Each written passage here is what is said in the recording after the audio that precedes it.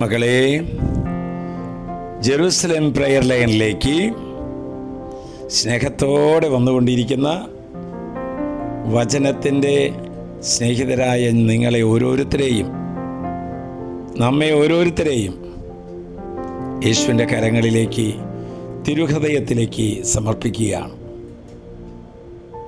മകളെ, മറ്റുള്ളവരുടെ നിർബന്ധപ്രകാരമല്ല, സ്വന്തം തീരുമാനങ്ങളുടെ പ്രയത്നങ്ങളാൽ നമ്മുടെ ജീവിതത്തെ പ്രത്യാശയിലേക്ക് നയിക്കാൻ ഇതാ കർത്താവ് നമ്മോട് സംസാരിക്കുന്നു.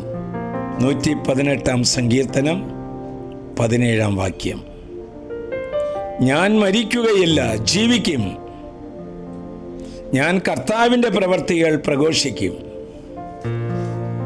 മകളെ, കയ്യിലുള്ള പ്രകാശത്തെ ഊതിക്കെടുത്തി ഇരുട്ടിലേക്ക് പോകാതെ ഹൃദയത്തിലെ പ്രത്യാശയുടെ ദീപം ഉയർത്തിപ്പിടിക്കുക. അപ്പോഴാണ് കർത്താവിൻ്റെ പ്രവൃത്തികൾ നമുക്ക് പ്രഘോഷിക്കാനായിട്ട് സാധിക്കുക. മറക്കല്ലേ, നമ്മുടെ എതിരാളികൾ നമ്മൾ തന്നെയാണ്. നാം ജയിക്കേണ്ടത് നമ്മോട് തന്നെയാണ്. നാം തോൽപ്പിക്കേണ്ടത് നമ്മുടെ തന്നെ നെഗറ്റീവ് വികാരങ്ങളെയാണ്. നമ്മിലെ അലസത, അഹങ്കാരം, അജ്ഞത, നിരാശ, ഭയചിന്ത, ഒന്ന് ശരിയാവുന്നുള്ള ബോധ്യം, ഇനി ഒരു ഉയർച്ച ഉണ്ടാകില്ല എന്നുള്ള ചിന്ത, ഇതിനെ നമ്മൾ തോൽപ്പിക്കണം.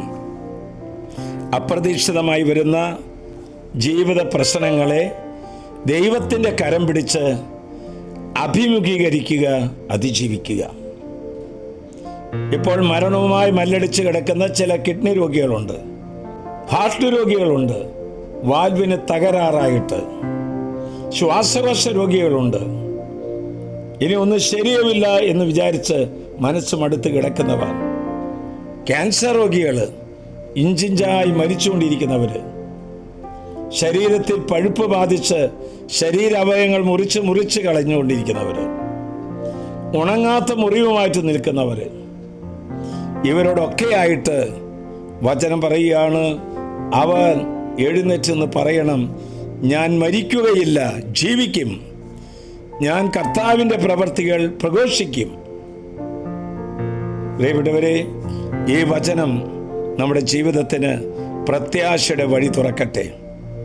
എല്ലാം തകർന്നുകൊണ്ടിരിക്കുന്നവർ, പഠനത്തിലോ പരീക്ഷകളിലോ വ്യാപാരത്തിലോ ജീവിതത്തിലോ തകർന്നുകൊണ്ടിരിക്കുന്നവരോട് ഈശോ പറയുന്നു, നെഗറ്റീവ് ലേബലുകൾ പൊളിച്ചു മാറ്റി പോസിറ്റീവ് വ്യക്തികളായി മാറുവാനായിട്ട് വചനം നമ്മെ ആഹ്വാനം ചെയ്യുന്നു.